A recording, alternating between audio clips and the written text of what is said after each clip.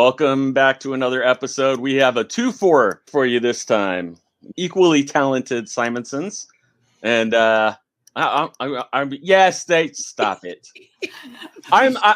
He's he can write, he can draw, he can letter. Next time you're at a convention, ask for LOUISE's Superman drawing. That'll prove that it's completely charming. No. Charming. Is that the?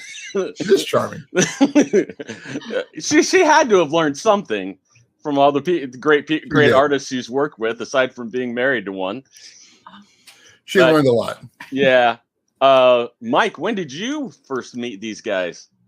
I heard about WALT when I was living in Boston. I was working for newspapers, the Boston Phoenix and the Real Paper, from 1971 to 1977. And I had a number of friends who were artists. And one of them had trained at the Rhode Island School of Design. And he said there was a guy there that he knew that was going on to work for Marvel Comics. And that was the first I'd heard of WALT. Then I met him later at a convention. And although my memory remains hazy, we were both at a convention in England at one time. That's and right. We flew back together on the same plane and arrived at dark 30. And the Simonsons put me up for the night. They were kind enough to do that, so I didn't have to go looking for a hotel. And I've never forgotten that. And I've also followed Walt's work ever since. And of course, he's most famous for his work on Thor and for creating Beta Ray Bill. But I think that most of us who have been in the in fanship for a long time know him from this. Hold yours up, Jeff. Hold yours up, Jeff. And this I got when it came out. It's copywritten 1979. Of course, he did this with Archie Goodwin, and it's brilliant work.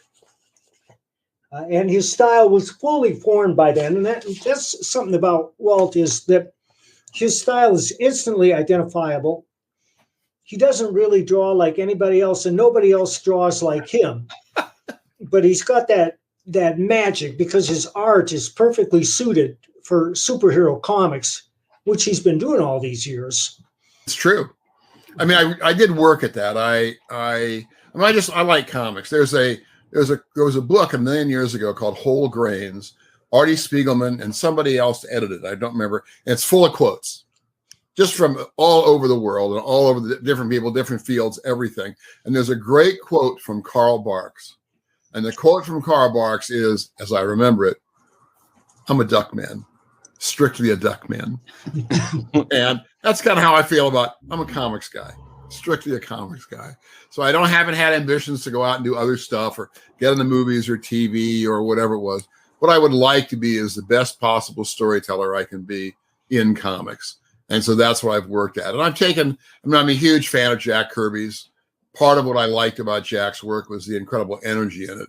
And if I've tried to take anything from Jack, I haven't tried to draw like Jack, but I have tried to imbue my work with the kind of energy I saw in Jack's that really excited me as a reader back really when I was in college was when I discovered Jack. So I Marvel Comics in '65. So, well, I think you succeeded at that. And not only that, you're sui generis. I think you're probably impossible to copy. Jack Kirby has inspired dozens, if not hundreds, of imitators. Steranko has inspired his imitators. Neil Adams has inspired his imitators. But nobody dares to draw in a style like yours. That's probably because I make it up as I go along. I have no idea what I'm doing. Here's one more quote then, which I totally loved. This is Rudyard Kipling. It was from some silkscreen company. I did silkscreens a million years ago in art school. And someone like that had this quote from Rudyard Kipling. And it said, "They copied all they could follow, but they couldn't copy my mind. And I left them sweating and stealing a year and a half behind." And I thought that was great. And I will say, I mean, I have influenced a number of people. I know that. Yeah. But I do think that I try to solve every drawing problem as if I've never come across it before.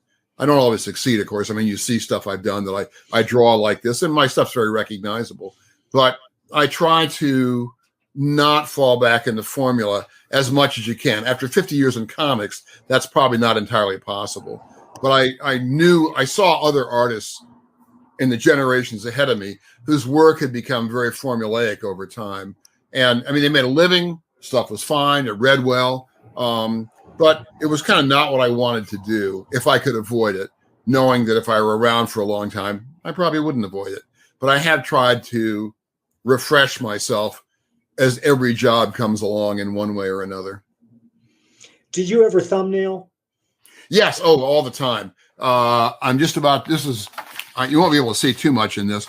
I don't take commissions mostly, but when everything shut down a couple of years ago, I agreed to do about 14 commissions. They were all single figures on 11 by 17 paper. I probably charged slightly too small amount for them, but I hadn't done them before, so I didn't know how much trouble they were going to be, or they weren't bad. But I have one commission I'm just starting, which is it's the last one. And it's last because it's technically more challenging than anything I've done before. It's about 44 inches across and 50 inches across and 44 inches high. And I'll be putting this up on Facebook. I have a more detailed drawing somewhere, but this would be an example of the thumbnails where the gentleman who wants a picture of Surtur fighting all of the Asgardians. So I have Surtur standing in a lake of fire in Muspelheim. You can see, where am I over here? Thor over here, Odin behind him. All the Asgardians will be down here. I would like to maybe put all the Asgardians Jack drew, all the individual characters, which would include Magrat the Schemer and Krolla the Duelist, who were in 3 panels. I don't know if I'll get everybody in. A bunch of fire demons fighting as well. And that'll be big. That'll be a challenge to draw something that large. Show them. But that was I don't know if I can bring. I don't know if I can. That's a big around. I'll show you. We can show what I figured. Thanks to Gene Scrocco and Greg Hildebrand, who are good friends of ours. How am I going to do this? I pick up the computer. All right, I'm gonna try to turn the computer around. If I drop it, this will be the quickest interview on record. But we'll try and do it. What I've done is, let me see if I can get this turned around. We'll see if the wires. Shall I turn it horizontal? Can you see it there? Yes, you can. Yes. That giant purple thing. Wow. Oh my camera. Just let me get that out of there. The giant purple thing is it's a foam board. It's insulation for the roof or something of that sort. It's 2 inches thick and it's about 4 feet by 5 feet. I have a giant pad of paper that a friend of mine let me take some from. And hang on a second. We ended up getting losing the picture. There we go. Or should be back. There we go. He let me have a giant sheet of paper, which is long enough for 2 of these drawings. That way, if I screw one of them up, I can remount the paper on that board and start over again. But that'll be the biggest piece I've done. And I'm just getting, but that's what the layout was for. I've done a more thorough layout, and I will probably have to go to the old classic route of gridding my layout and then putting the grid on the actual paper and blowing it up in that fashion. So there are some other techniques, this is like old master stuff. Yeah. I'll probably be trying as well, but we'll see how it comes out. I'll be posting bits of that on Facebook as I go along. It's not a secret. So it's going to be black and white? Yes. Oh yeah. I'm a black and white guy mostly. I've done a little color over the years. I think I colored the last 3 Manhunters a million years ago and a few other oddball jobs, a Dr. Fate story that I drew and some other stuff like that. But I don't do much color. And having discovered Laura Martin and Paul Mount and some other guys who are just phenomenal, it's like lettering. I used to letter my own stuff. I discovered John Workman. I tried never to letter stuff again. John could letter my stuff the way I wanted it lettered better than I could do it. I was wondering about that, if that was all him, because you did say you did a lot of your sound effects and stuff too. Was that before him, or did he do all the stuff in Thor? He did virtually all the stuff in Thor. The early work I first got into comics, this would include Manhunter.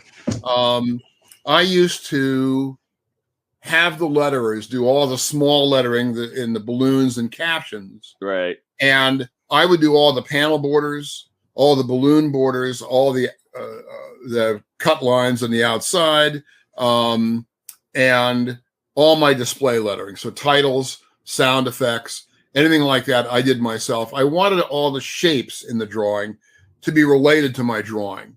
Right. Because, you know, a word balloon in a drawing is really a positive shape inside that panel. And I wanted that balloon to look like it, you know, came from my hand. So I'm sure I was a dream for a lot of letterers because they got paid their full amount. Didn't have to bother any of that stuff for drafting out panel borders or doing the sound effects. And then when I began working with John on Alien for Heavy Metal, a graphic novel adaptation of the movie Alien, John was the art director there. He's the guy who hired me, and he lettered it. And I discovered in his work a guy who could letter the way I would like to letter if I were better at it. And his background, I mean, his lettering approach to lettering is both calligraphic and typographic. And that's where my stuff comes from. So I found somebody who can do what I can do, but better than I can do it. So I'm thrilled to have him letter this stuff. On that one, we mentioned, we talked a little before the camera went on about the Silent Manhunter story. And because that was Manhunter and I had done my own lettering on that, or at least I'd done the sound effects, I did do the sound effects on that 23-page story. Because once again, it was the way we had done it. Archie had done it a million years earlier. Right. But for the most part, John does all the lettering, including us on an art piece of artboard where I've got a panel and have a sound effect. I would draw a rectangle at whatever angle I want and the length I want it. Usually my scripts have a lot more letters than he can fit in, and he will just put in as many letters as fit. He'll drop some. He'll, you know, he won't add any, but he'll drop some. You know, I'll put in 15 T's. He'll have 3, stuff like that. Yeah, but he will. So the final sound effect is really a combination of John and me as to how it comes out. Okay. Have you worked for other publishers other than Marvel and Heavy Metal? I did a lot of work for my early work was for DC.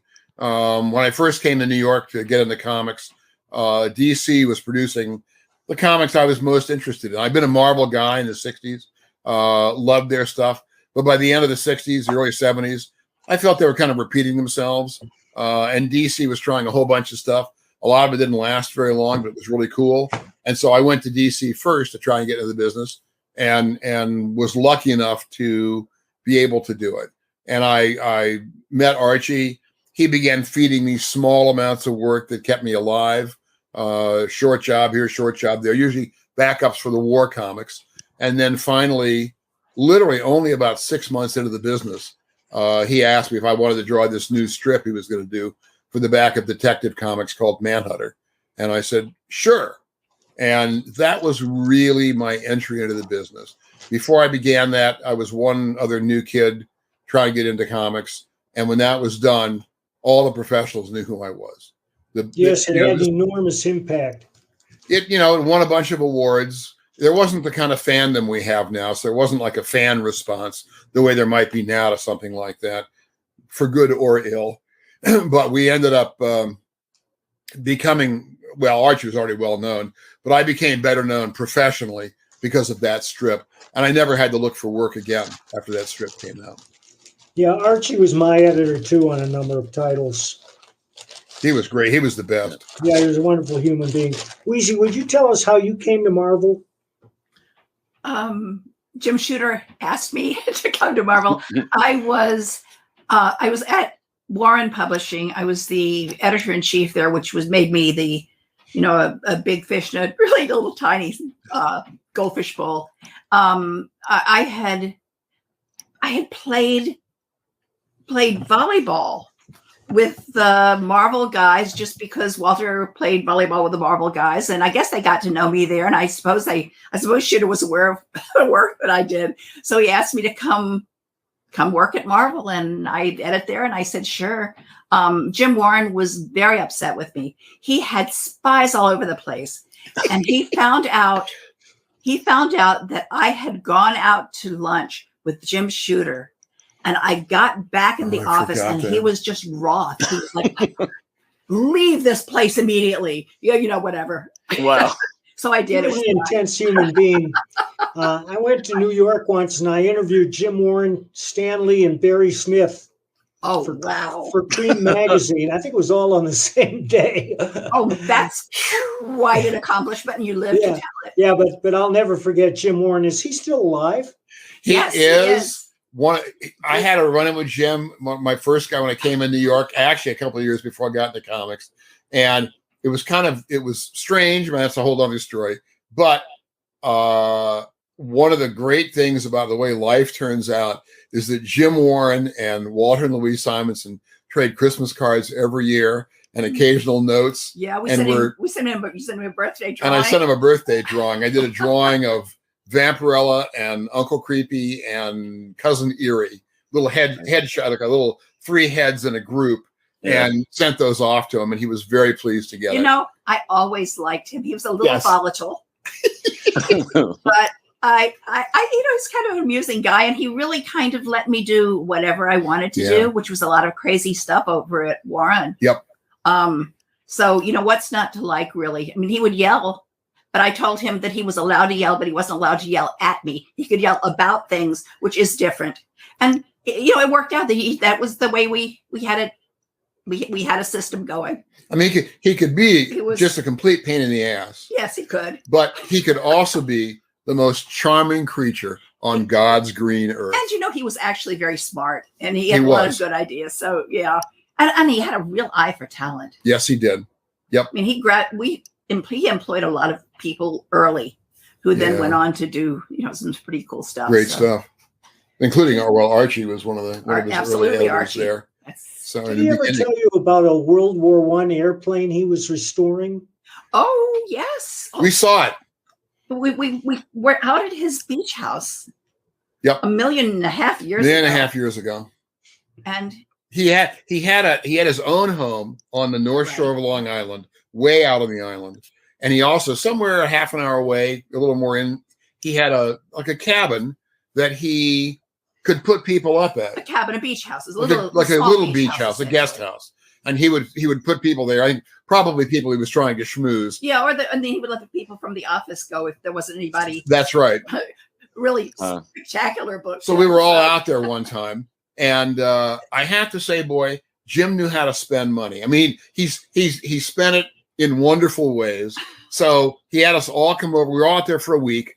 Wheezy and me and some other people. DeBay and Mahali and all the people. One of the writers whose name I'm blank was a good writer, but I forgot his name. No, it wasn't Toomey. It was one of the other guys. Anyway, we ended up. He invited us out to his beach house for an afternoon. We went there. When you drove up on the road, the driveway went off, and the driveway it was a little circle that went in front of the house and then came around again. You went back out, and sitting in the circle. I'm going to have to. I don't remember this for a dead certain. I think it was a Sopwith Camel. Yes, it was a full-size Sopwith Camel. And so right then I said, I want to be this guy. I want to be the guy that has a Sopwith Camel in front of him. Yeah, I'm still working on that. I don't have one yet. He had his own jukebox. He had records pressed, 45. So it had all his, Sing, Sing, Sing by Benny Goodman. And all the songs he liked were in the jukebox. And the backside of the house was on the beach. Right. It faced the beach and the Long Island Sound. And between the house and the beach, there was a deck. And in the deck was a sunken pool.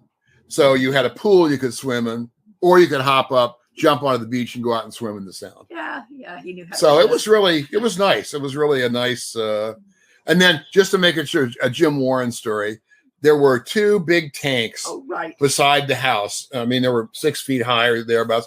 Might have been propane tanks, I think. And he on that side of the house, there was an apartment, like a long apartment building that it was long-wise toward the ocean. So it was like this. And so all these windows facing his house. And so on the house, he had painted or had somebody paint in line art, very simple cartoon drawings of a naked man and a naked woman. And they were anatomically correct. And he got a lot of complaints from the people who lived in the apartment building. And he could have cared less. He did the retaliation for something There's something they had done. They had a feud going. They had some stuff going back and forth. That's right. I don't remember what it was. There was some stuff going back and forth. So that was his revenge. So was publishing the source of his wealth? Yes. Well, at that time, I think he quit publishing eventually. I thought we had assumed he was going into real estate. I don't really know, where his interest moved from publishing into other things. Also, we've had the impression, but I don't have any real information about this, that a lot of the money he made in publishing was also because of the Captain Company. Oh, absolutely. That's where the money came from. That's where the money In a came way, from. the comics, the 3 magazines were catalogs with you bought them for the comics, but kids would, or adults, but then there'd be a catalog in the back with like a million different things he would sell, like a Wookiee mask or a a stormtrooper blaster or whatever was around, monster masks from earlier before Star Wars. And the impression that we always had was that that's where the money really came from. I don't know if that's true. But he did the clever Disney-esque thing of making people pay $1.50 for his catalogs. Yes. Which I thought was just brilliant. It's like you that's a win-win situation right there. Yeah. And I've paid money for catalogs myself, model car catalogs or pop music catalogs, and I've saved them, and some of them are worth quite a lot of money. Oh yeah, so you're still in contact with him. Yes. Oh yeah. Yeah. It occurs to me we should try and interview him. Oh, that would be wonderful. I would be, let me drop him a note. I don't have an email for him, but I'll drop him a note and see if he'd be interested. That'd be great. And I presume if I hear back from him, maybe I will, maybe I won't. We'd be happy to put him in touch. He's probably That'd be wonderful. Right now. He's got to be in his mid-90s by now. Yeah. Thereabouts. But he seems completely sharp when we write and notes. The letters we get so. from him. He wrote. I had a couple of years where I didn't get Christmas cards out. I had one year where I was just slammed with work. I mean, I got them out. I every year just to some friends. And Christmas cards are his job. And they're my job, not Wheezy's job. So if they don't go out, it's not Wheezy's fault. And so but I had a year where I didn't get them out. The break in Christmas and Thanksgiving wasn't very long, and I just had slammed with work, and I didn't do it. It was the first time in decades. And I kept thinking, I'll get them out at the last minute, or I'll get them out right after Christmas. And eventually I just said, screw it. And I just didn't do it. And, it was kind of a relief, actually. And then the next year was like our big COVID shutdown a couple of years ago. Yeah. And I wasn't really depressed by COVID. I mean, not the way a lot of people were, but it just kind of lay on everything. And so I just didn't do it again. And eventually we got a cards from Warren those 2 years. And I got a nice little note from Jim saying, hey, where's my card? More or less. And so I wrote him back, and then we knew when his birthday was. I don't remember when it was now.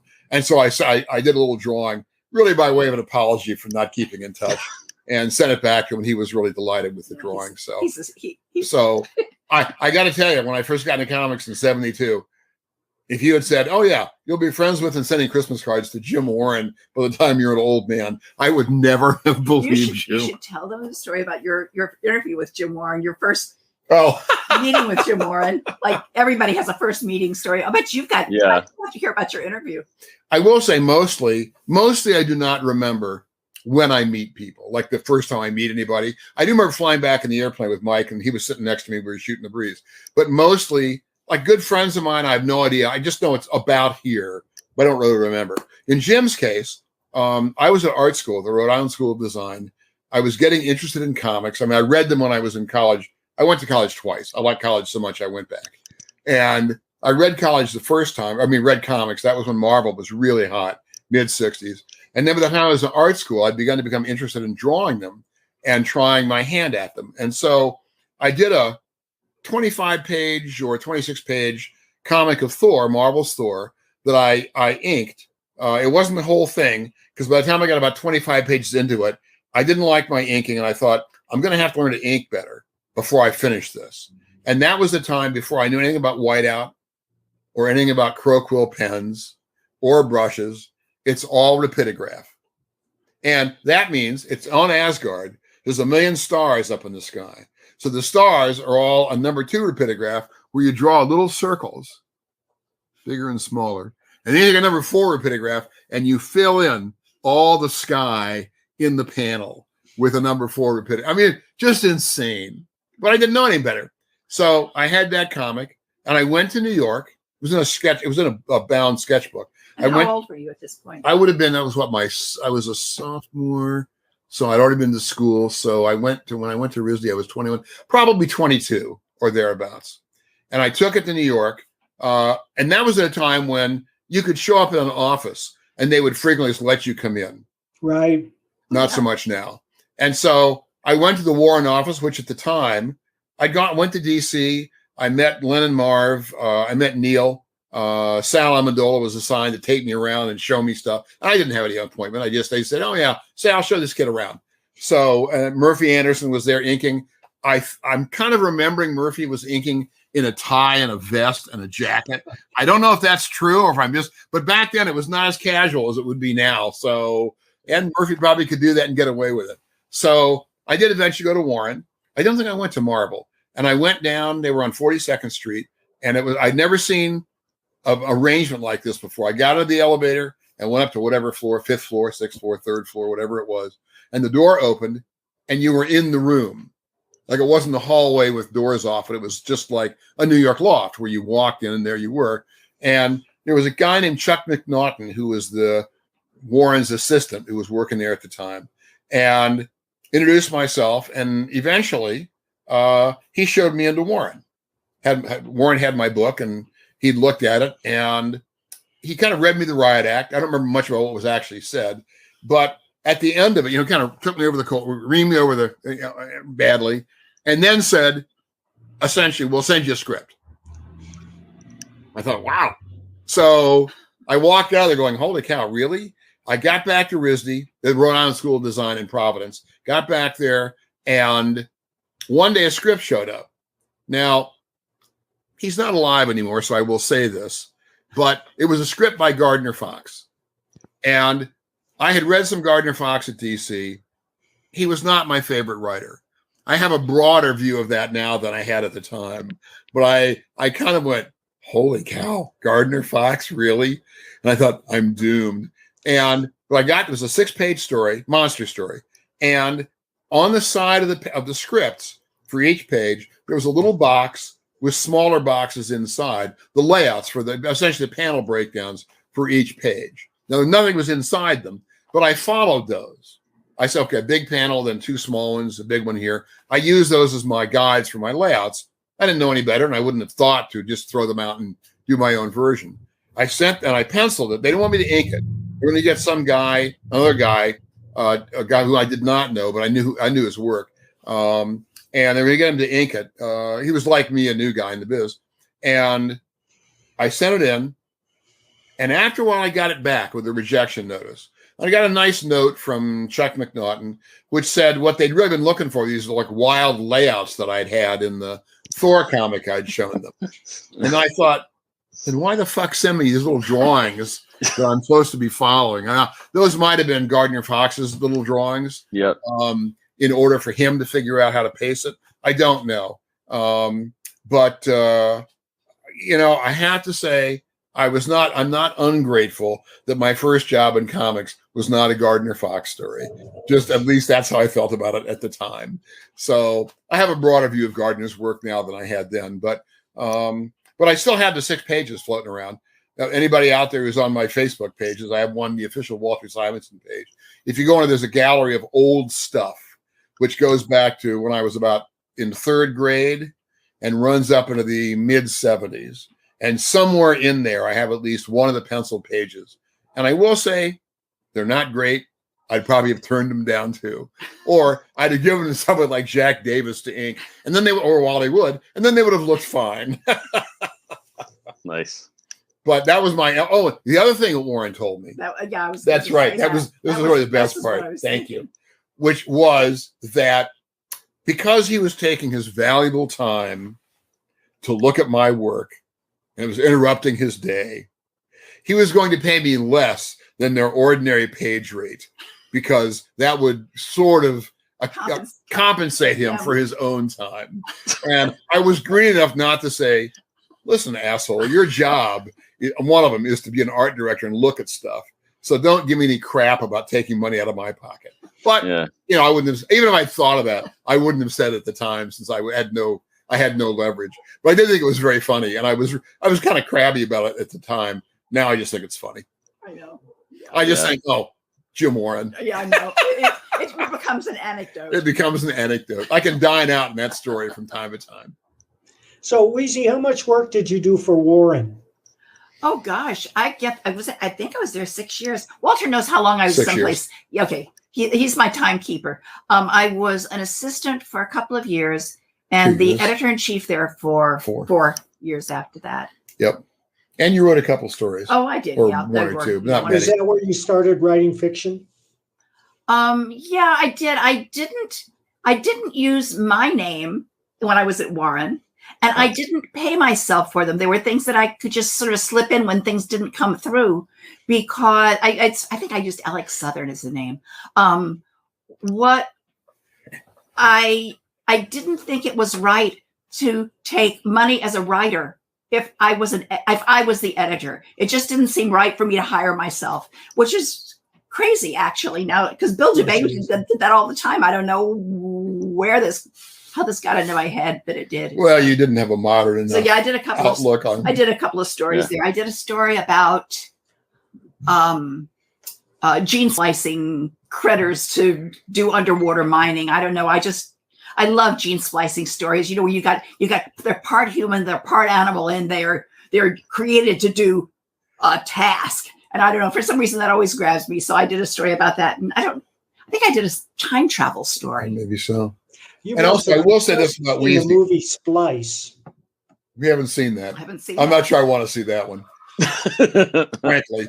But I will say the other thing about it that Louise didn't say quite this way is that she also felt that it was unfair for her as an editor who had a regular job to take money out of the hands of freelancers who might otherwise be writing the story that took up the 6 or 8 pages that she was filling. That was why it took me a long time to start doing writing at Marvel, was that I didn't. Shooter wanted all of his editors to do freelance work as well.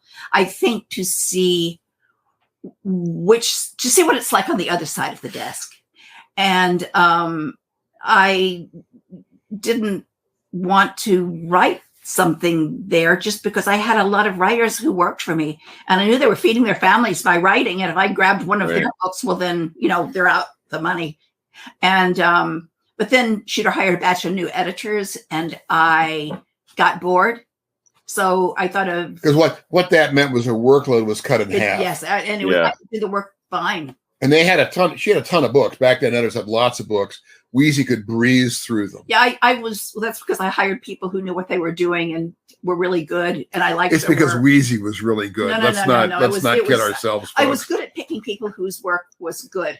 Well, that's an important function, maybe the most important function of a good editor. Probably so. Yeah. Anyway, but you could keep track of all of it. I could. Is what you could. Sometimes. Yeah. Except for the cover that you did for me. But that's another story. Uh-oh. No, that's just a funny one. But so when my work had been cut in half and I was bored, I sort of thought about creating a comic about little kids who were superheroes. And I told Shooter, I said, well, I have this idea. So maybe a mini series or whatever. Poor little kids who are superheroes, their siblings and blah, blah. And he said, okay, well, write it up. Maybe we can get a mini series out of it. We'll see. He did not have faith. I could see that. It was a crazy idea. And I wrote it up. And then June Brickman came into my office. And a lot of people can't draw kids, but it turned out that June actually could.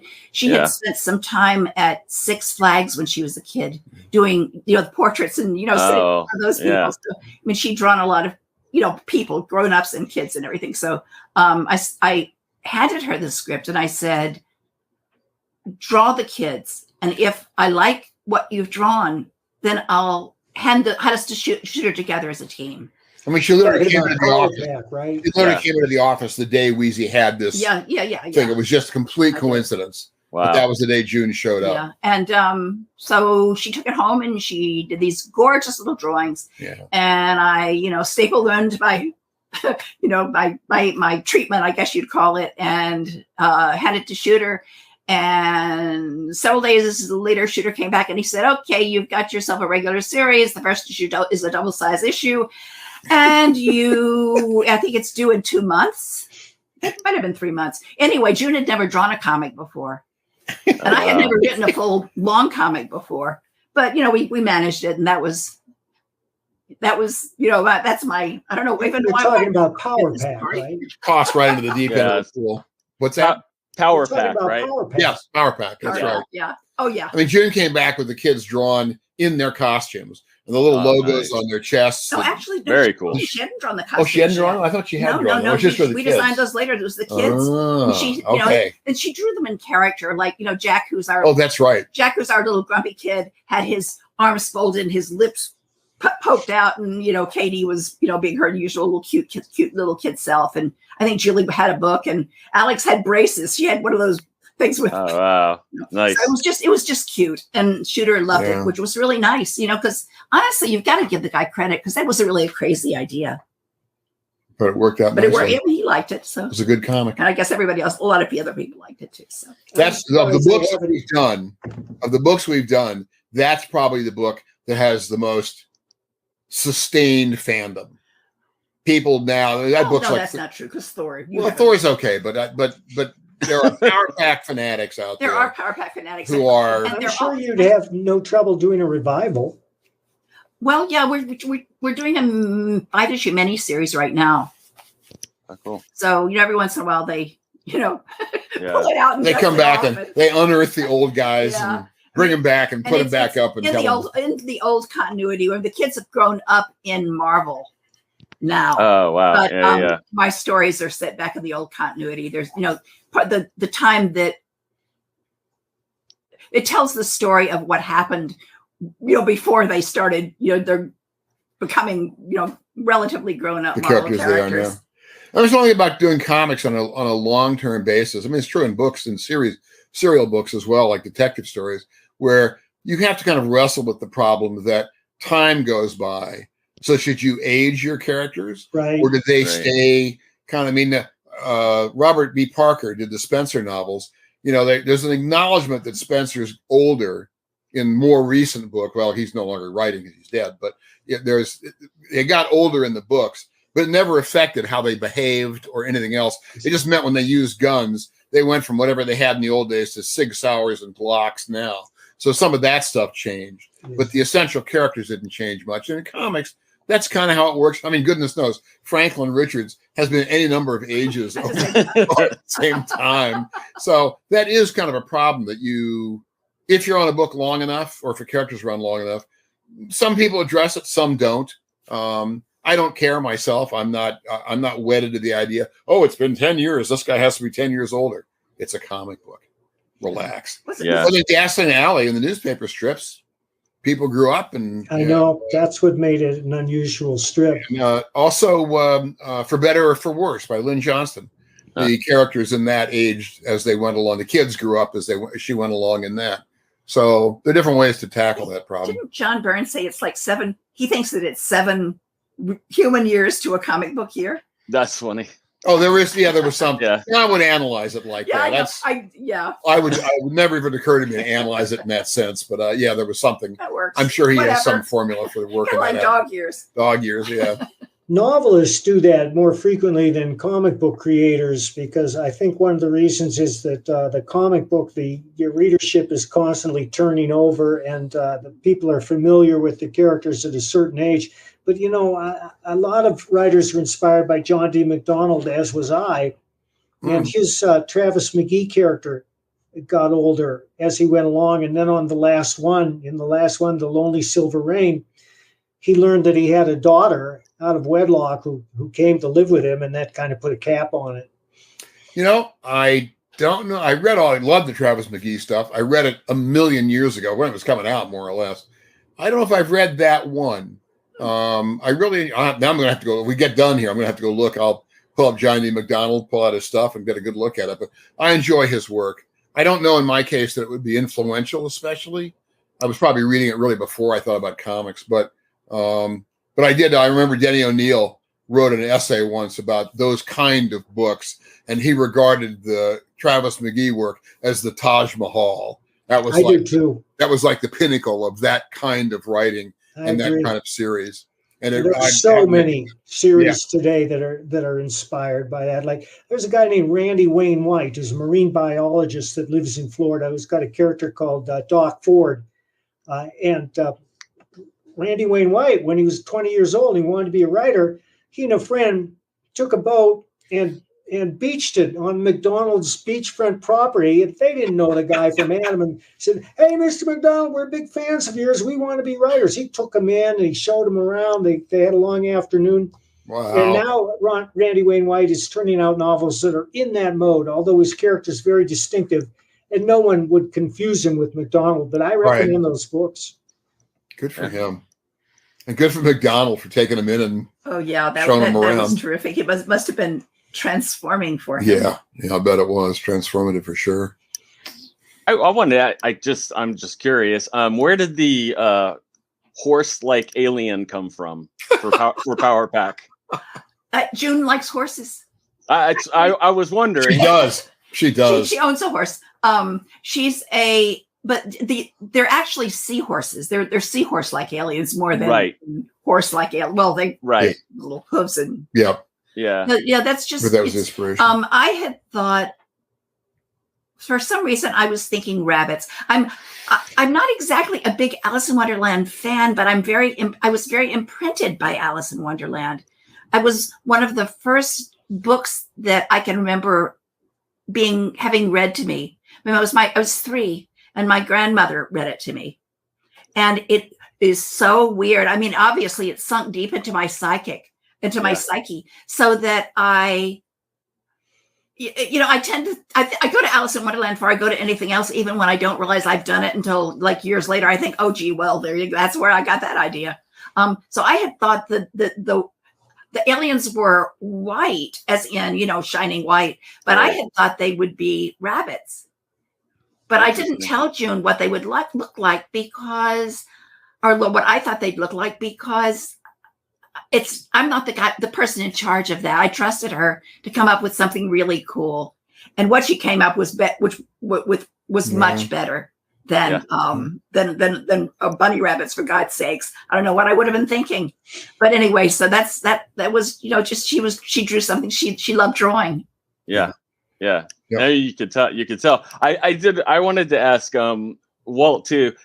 I'm interested in some of your art style choices with some of your explosions and things. Like they almost look like Art Deco or something. Like the style of the.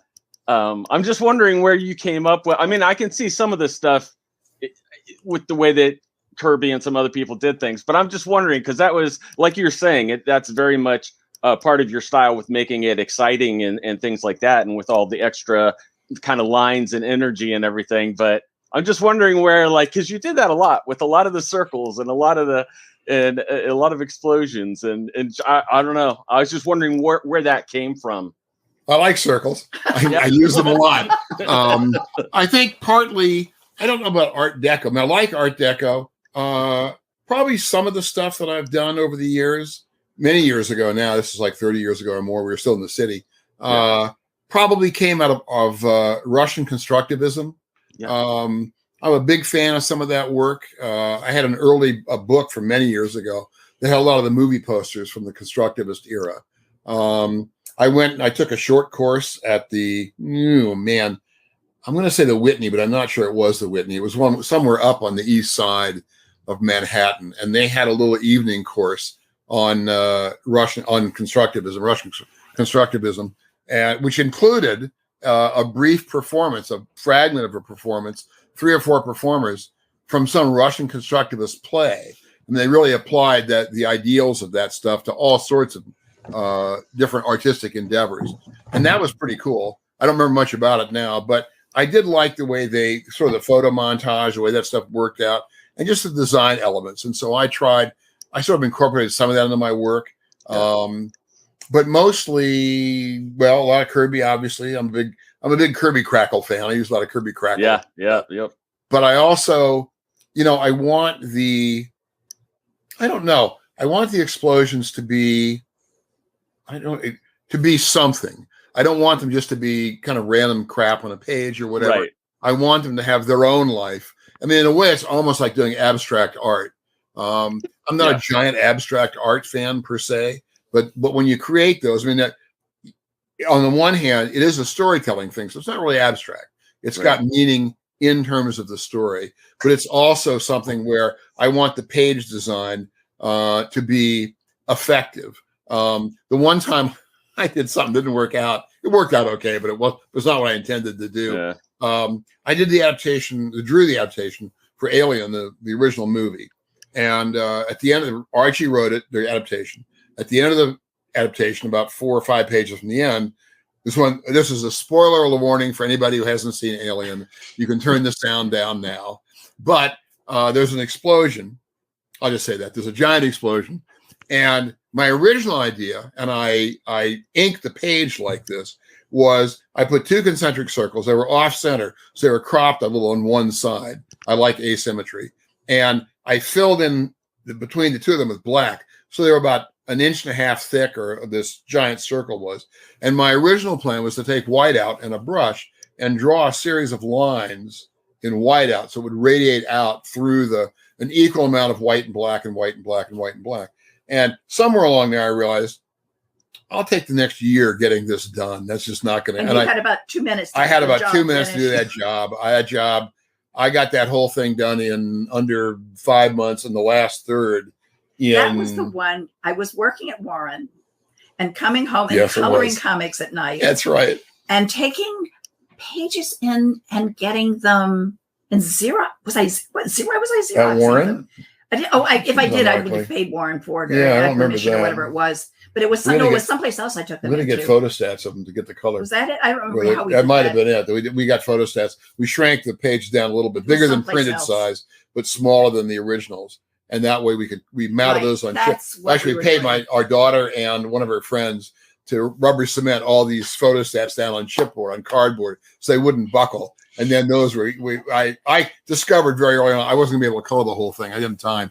I colored the first 8 pages, and then I could see it wasn't going to work out. So I hired Wheezy and Polly Law, who worked up at Continuity, and a good friend of ours, Deb Pedler, who was out of Pratt, and they did all the coloring from then on and the rest of it. And the color was Dr. Martin's dyes, and it was just laid down on top of the photostats. Oh. So those became the originals that were actually photographed for the book. But anyway, this explosion, I said, this is just not going to, I can't do it. It'd take too long to do it. So I had a little airbrush that I used for building model kits, putting camouflage schemes on Spitfires and stuff. And so I just used that, and I just airbrushed an explosion, which I've never done before or since. And if you look at the printed version, if you look really closely, because it was done, I did it over the photostat of this black circle. If you look really closely, you can see a little bit of green coming through the explosion where the black was. You have to know it's there. You'd never notice otherwise. Yeah. And that would come out that way. And the funniest part about that was over in Spain, they printed this in a lot of different countries, and they printed it in Spain. But in Spain, they printed it in black and white. They used the black and white films for the comic, not the color. And the result is that explosion. Here's this giant, it's a big donut of black. That's all it is. It doesn't have any blast lines. It doesn't have anything to indicate. You're going, why is this donut here in the middle of this story? Do you still model? What's that? Do you still model? I haven't for a long time. I did a lot in high school, a little after that. I was really, as a modeler, I was really into World War II single seat fighters. Actually, you've got some up there. Those are snap togethers. Yeah, I have I don't know if you can see it. On the top of Walter's studio, which maybe. So there's an ME-109 and let me see. It's over here. Pursuing it is a P-51. Wow. And they were big things that Toys R Us sold many years ago. They're snapped together. They're about 4 pieces. You snap the wings on the fuse. But they're really nice. They're pretty accurate as far as I can tell. They're actually fine for using as reference. And so I hung them up out of my ceiling here and just have a perpetual dogfight over my head. So I haven't really built models. When I did do some, depending on the book I was doing, when I did Battlestar Galactica many years ago, I drew it, and eventually I wrote and drew it. Let me get you back in here, Louise. Sorry about that. Hi. So I went out and bought all the models I could find. They had a Viper. They had the Galactica, they had a Cylon base star. Oh, and they had one of the, whatever the Cylon fighter planes were called, whatever the name of those things were. And so I bought all the kits, threw them together. The Viper I actually spent a little time on and painted it and decaled it. The others I just mostly spray painted one color so I could see the light and the dark on them when I would put light on them for effect. And I did that a couple times. I didn't build any of the Star Wars models much, but I did, I bought as many toys as you could get the Millennium Falcon, you could get all that stuff. So I bought a number of those toys. I had a real nice R2-D2 that was about so high. I have no idea what became of it. No longer around as far as I can tell. But a lot of that stuff, I will say the Lucas people were pretty accurate. I gather they were probably pretty careful about what came out under their name. So they were accurate enough. Although Those days are gone. I just saw a post probably on my page. I put up a page that showed, what was this in the Millennium Falcon? Well, or somebody posted it. Al Williamson's page, I think from Star Wars 50, the Marvel Comic 50, and it's the Millennium Falcon flying toward the viewer. And some guy notes, clearly he was using the Kepler Zorniplex model of the. I don't have any new. I don't have any idea. Al collected all that stuff. He was a fanatic for getting that and the action figures and everything. So we did the newspaper strip and other stuff. When you did it, Tom Palmer was your inker. That's right. Tom inked it. And Tommy, his son, was such a fanatic. He was like 6 or 7 years old at that point. He was crazy. He was such a fanatic. He would sit beside his dad and make sure his dad got everything drawn just the way it ought to be drawn. If you screwed up the Millennium Falcon, Tommy would let him know. And today, Tommy is an editor somewhere. Yes, he did. He actually was an editor for a while. I think he has his own company now. He may have his own. He does maybe web stuff now. Yeah. But he was on his dad to make sure that stuff was accurate. Yeah. And we tried, within the confines of doing a monthly comic book, we tried to get all that stuff as correct as we could. And so we had all the models and all that stuff. It was fun. Mm-hmm. Well, what are you working on now? I just finished the Power Pack miniseries, and I just did a 3-page story with June for the what was it called? Scott Doombeer is putting together through Zoop, through one of the crowdfunding companies, a Sunflower Seeds. It's called Sunflower Seeds. That is a comic designed to raise money for Ukrainian refugees. And Ukrainian refugees. So you're telling me there's a new Power Pack comic in the works with June Brigman? Oh yeah, it's a 5-part miniseries. It's done. Oh, so it'll be coming out. Yeah, June has a couple of panels posted on her page every once in a while. Yeah, I guess mostly Marvel doesn't like it when you do that kind of thing. Yeah, but they're pencils. Yeah, I've had guys at companies explain, we don't want this stuff to come out first because we want to be able to release it at the right time. And my own feeling really is you're going to have to really convince me it's not going to affect sales if I put a picture of a cover I've done up before Marvel releases the image or DC. I mean, I don't do it.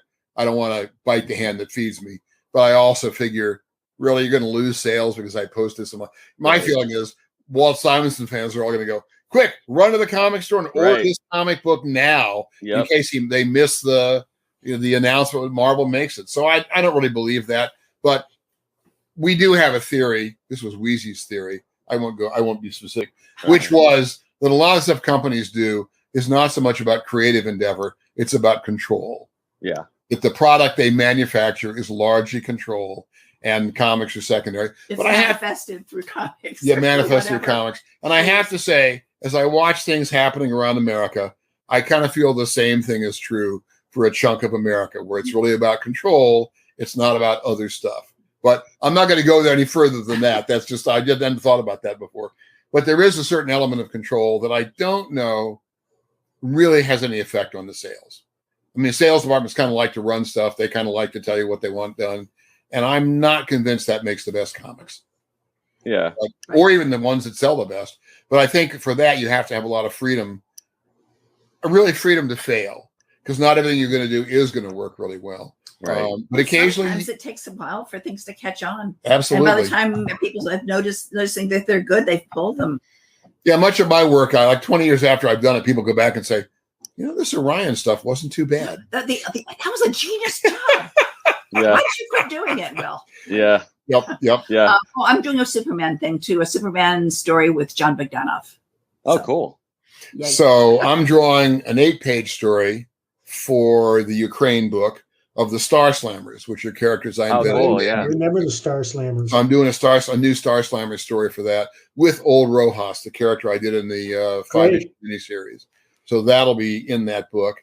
And then we just did, well, over the last year and a half, 3 issues for Marvel, 2 of X Factor and 1 of the New Mutants. They've all come out, but they were, Weezy wrote them and she set them back in her old continuity. Yeah, that was the I don't know, what they wanted to do. Apparently, that sort of thing sells. Yeah. We have no idea about the business model of comics anymore. We don't have a clue. As we're told. So that's right. If the check clears, I'm good. So I did just, and actually the New Mutants job was very helpful to me because I've never drawn the New Mutants before, at least not as a book. I've done individual ones in X Factor and places like that. Right. So it was all New Mutants. It was a lot of characters. It was like a miniature X-Men Teen Titans book in 20 pages instead of in 60. There were a billion characters. So Weezy researched all that stuff for me. She found all the and of course they changed costumes all the time. So she had to find, this was set in a particular place in her continuity. So she found all the costumes for me. And I got one of those accordion folders, like 18 envelope, pockets. And we just filled it with stuff we printed off from the web of all these characters and their outfits. So I could more or less keep them straight because I couldn't remember them all. And that one, for whatever reason, I decided, because I don't do this, never did it before. I decided to ink it with marker instead of with pen and brush. I mean, I know a lot of kids do that. I say kids, not all of them are children, but they're all kids to me. Right. So a lot of them use that stuff, Copics and, the brand I always use. I can never remember the name of the damn thing. What? Is it Prisma something? No, it's Pigma markers, and there's some other name as well. Anyway, so the stock at not Marshall's, Michael's, the Michael's craft store stock went up like 40% 1 month because I bought like $8 billion worth of markers, and I didn't know which ones were any good, so I brought them all home, tried them out, and the one whose name I cannot remember, I have to look. I can't. I'm too embarrassed. Well, don't they fade after a while? Well, I don't know the answer to that. I mean, the answer is yes, they used to. I've got I've seen Alex Toth pages where the markers have turned red and the black line has become red and it's fading away. Yeah, in fact, we had a little drawing upstairs. I have a drawing upstairs. It's almost gone now. It's almost gone from Alex. That was for My Tour, a TV thing, one of the TV shows he did. Yeah. It's a pteranodon flying, and it's gradually flying into the distance by fading out quietly on the paper. But most of the pens now have a little says archival along the side. Oh. Now, I don't know if I believe that. So see me again in 10 years. It's like define archival, really. Yeah. And so I don't know if that's really true or not. They claim to be. I'll find out eventually. But I had a lot of fun doing it. Drawing with a marker like that is a lot more like sketching than using a Crow pen or even a brush. There's a freedom of it. You don't keep dipping your pen or your brush. You just kind of keep going. They don't last all that long, which is the reason I bought 5 million of them. So I could just throw them out and get to the next one. And then this is where I'm leading with the jobs I've done. Just recently, I did an 8-page story, I guess. They just had a Thor 24 came out, which was its whole number 700. They did a big issue with it. They got Jason Aaron to do a story, and I think Dan Jurgens did a story. I haven't seen the comic yet. It has come out. JR, I think, did a story. Drew, maybe Dan's story. I'm not sure. Forgotten who else is in it. And they asked me to do an 8-page Beta Red Bill story. And so I haven't done Bill in 35 years or thereabouts. That's about right. And so I come up with an idea. And again, I fit it into my old continuity because a lot has happened to Bill since I left the character. And I haven't followed a lot of that.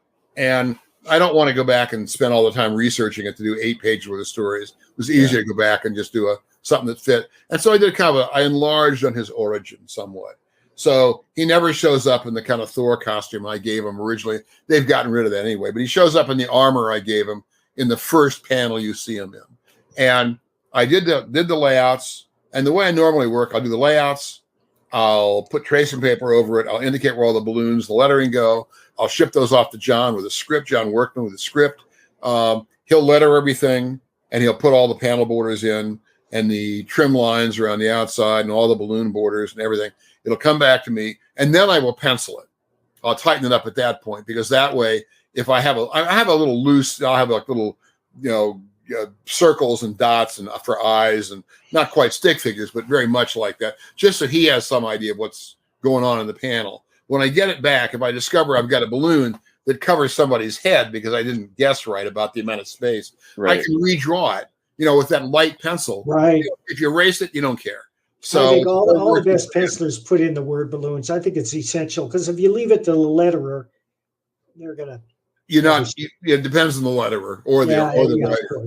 So I get it back. Well, actually, I sent it off to John. I get a call from John the next day. It's on Strathmore 500, which is generally really good paper. I've used it since I was in the business.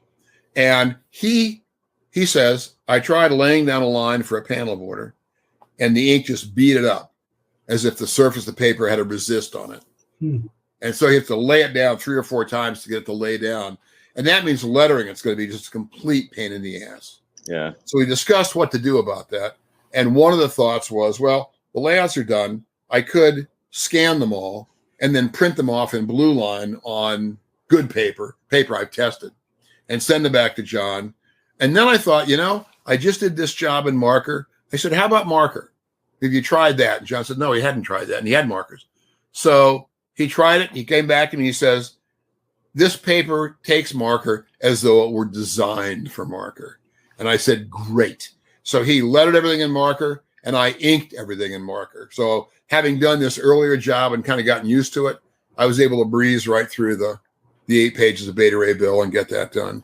And it was fun. And we did discover that those pens are great for filling in blacks. Oh, yeah, man, they're fabulous. And I end up filling in blacks when you get really late. Yep, this is my beautiful female assistant right here.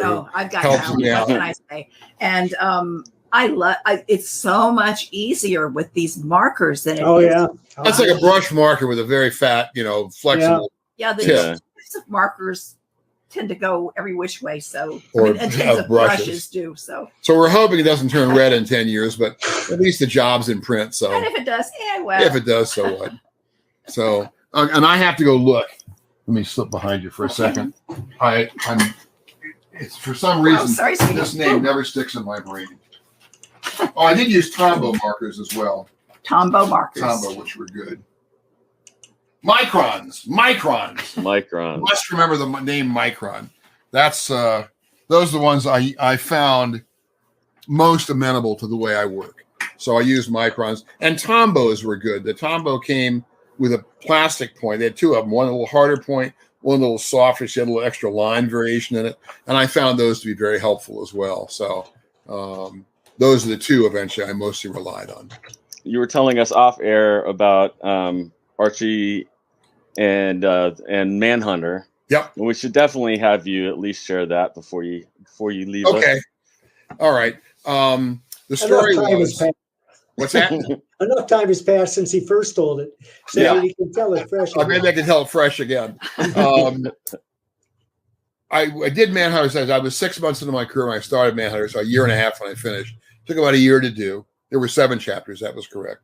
And it'd been reprinted a couple times. And then DC wanted to go back in the 90s and reprint it again. And they wanted Archie and me to do a new Manhunter story. And we couldn't think of a story. The problem was we did not want to do a story that kind of fit in some weird place in the continuity to expand the space between 2 panels or whatever it would have been. And so nothing really developed. I mean, years went by while this was floating around. In the meantime, or somewhere in there, Archie developed lymphoma. I think lymphoma is correct. Yeah, and he was ill and fighting it, and then in remission and fighting it in remission for about 8 years. And one day he called me into his office. I was up at DC, just annoying editors as I tend to do. And he said he's had an idea for a story. So I went in, we sat down, and we did what we used to do in his apartment a million years ago when we were doing Manhunter. The later issues, first ones he did full script. Later we done Marvel style. And we talked about the plot. He gave me his idea, and we talked it. Mostly he plotted it. I kibitzed. But we were able to work out an 8-page story. The original chapters were pretty much all 8 pages. So we wanted an 8-page story, and it was an epilogue to the original series. And it wouldn't involve, I mean, in the original series, spoiler alert, Manhunter dies. And weren't going to bring him back. But he had an idea for something that would be logical to happen after Manhunter was gone. And it included Batman, which was just cool. It's cool to do Batman. So, and Batman's familiar with Manhunter because he and Manhunter appeared together in Manhunter's last story. So we talked it all out, got it ready. I went back to the plot, and I had other work I was doing. So I spent a couple of months. I drew a couple of covers that I didn't like, although I look at them now and I go, what is wrong with you? These look fine. But sometimes the stuff you do just doesn't look good to you right then. 6 months later, you're thinking, what was I thinking? So I had that stuff. I had a few other sketches and some other stuff. And then one day, Paul Levitz, who was I guess publisher at the time, or editor-in-chief, whatever Paul's rank was, an old friend I'd known since he was first at DC, he called me up, I think on a Sunday, and he called to tell me that Archie had died, which I thought was very kind of Paul to let me know, just to call up like that. And I didn't learn about it in the web. I didn't find out about it from a friend. Well, I did find out about it from a friend, but not just kind of randomly out of the blue. And it was a shock because Archie had been so ill off and on. It wasn't really a surprise, but it was a shock. And I just figured that was the end of Manhunter, because that character, to me, that particular version, it's me and Archie. So I'm not going to write the dialogue. I'm not going to do a story somebody else is going to write the dialogue in. I'm done doing Manhunter. I thought, well, that's the end of that. And a couple of months later, I don't know, it came up somehow. We were talking about it. And she said, well, could you do it as a silent story? And this is why my belief is I married the best editor in comics, because I thought, wow, I wouldn't have to put the words in, but I could tell the story. So I got a hold of DC, and DC said, I explained what I wanted to do, what I thought, and they said, yeah, we're game to do it. They gave it to Denny O'Neil to edit. So I filled Denny in. He was completely hands off. And I did it as a silent story. I began doing thumbnails to start with, because I really had no idea how long it would take. I knew it would take longer than our original 8 pages with no words. And there were a lot of things where I had to kind of do gestures and things that would carry the story that I wouldn't have done originally, wouldn't have had to bother originally. And I must have redrawn the first 4 or 5 pages 5 times, because I'd get started and I'd get into it, and then I could see it just the pacing, it just wasn't working out. And I'd start again. And on about the 5th time or thereabouts, I got into it where I began to have it flow for me. And by the time I was done, I had 23 pages that covered the whole story. And I did my own sound effects. I'd done my sound effects back originally, so I got to do them again. I was willing to and I lettered those myself. I didn't give them to John. Since I'd done the originals, I wanted to letter them in this job. And I used them to help tell the story in a few places. I felt I wasn't cheating too much on that.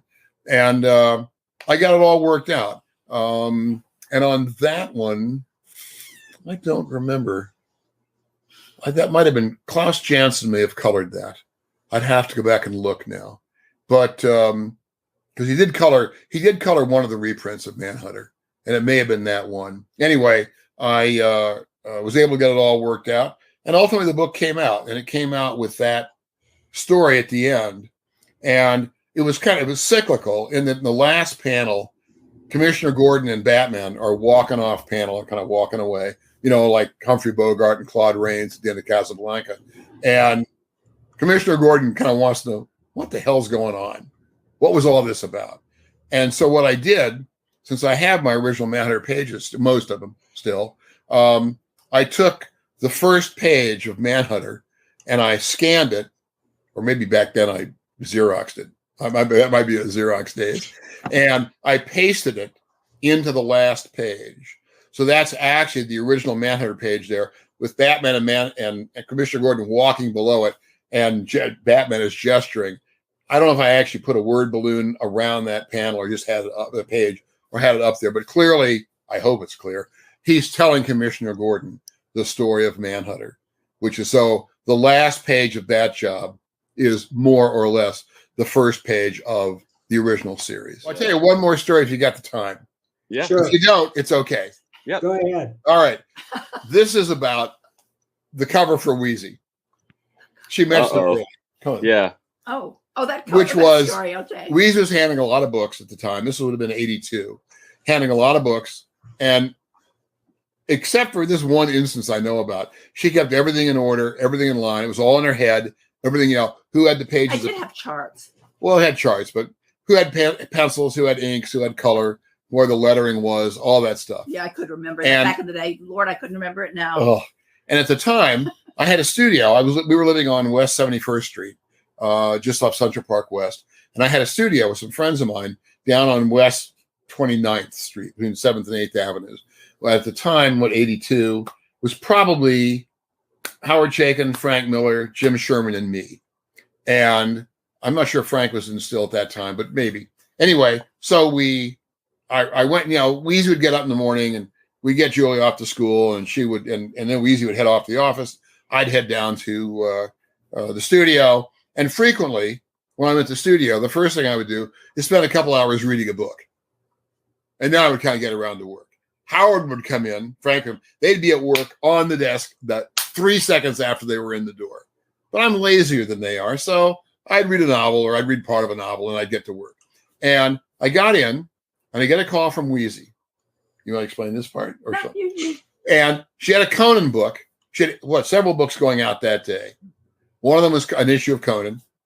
And she had discovered she'd forgotten to commission a cover for it. Yeah, it wasn't just that. It was that we were using inventory, adapting inventory that had been in the drawer for who knows how long. We were to take an old Tarzan story and turn it into a Conan story. We just had this pile of stuff that used to be stories, and we were supposed to make some other kind of story about it. So I think it was a Tarzan story. I don't remember originally, that. I take your word for back it. in the olden days. I did Tarzan Stories of Galactic. And I said I didn't get a cover for this. I blanked on it. And you said, "What's in the story?" That's right. She called me up and said, "I need a cover. I need it today." And we were across town from Marvel. Marvel by then. It's who you know. It's not what you know. Yep. So Marvel at the time was on Park Avenue South at 28th Street. So they were almost straight east of Upstart Associates, my studio. So I said, "All right, what's in the comic?" I said, "Oh, look, whatever job I was working on, before I was doing Thor, whatever I had to do for Marvel, you have to talk to Virginia Ramita, because Virginia, John's wife, she is the schedule keeper. And she was a dragon. She was great. We loved Virginia. I loved Virginia. But I said, you talk to Virginia, and if it's okay with her that my whatever job I'm doing is going to be a day later, I'll do the cover. If she doesn't approve it, I'm not doing it. I know I'm married to you, but I'm still not doing it." So you talked to Virginia. I talked to Virginia, and she said, "Sure." And Wheezy got along with Virginia really well. Loved Virginia like I do. So Virginia said, he called back in 5 minutes, less than 5 minutes, said, "Okay, you can do the cover." So, okay, great. What's in the comic? Well, it turns out Conan fights demon this, demon that, demon something else, different animals. And a giant demon owl. And a giant demon owl. I said, okay, that's all I have to know. So I sat down, I penciled furiously. I penciled a picture of a giant owl dropping out of the sky with Conan upside down in his claws, trying to strangle him, I think, or something like that. And I penciled it in a couple of hours. I grabbed my pens, my brushes, my rapidographs. I inked the crap out of it in an hour or maybe 2 hours. I got it all done by the middle of the afternoon, and I ran over to Marvel. I probably didn't run the whole way. But I never had any wind, but I did run as fast as I could go. Got it over there. Wheezy got it. They slapped a trade dress on it. They got it colored in 14 seconds. I have no idea who colored it. George, even back probably. then. George probably colored. You're right. And got it colored, and it went out of the house that afternoon, just in time to make the comic book. And the really annoying part about all this for me, it remains one of my favorite covers that I've ever done. I have worked at other covers I have sweated blood over. That cover, I just went to get it finished. and it now hangs in our front hallway because it's still one of my favorite covers, and it annoys me every time I see it. It's also an anecdote. But it's also a good anecdote. Yeah. And it worked out. It came out really well. It was a good cover. Thank you, Simonsons. Yeah. Been our It's our pleasure. Thanks for It's been a having me. hard interview to top. I don't know about that, but it's been good to see you guys. You too. I hope we'll see you in real life down the road somewhere. I hope so too. Yeah. So Yeah. you guys take care. Everybody out there sees this. Take care. Be safe. And we'll see you next time. Bye. All right. All right. Take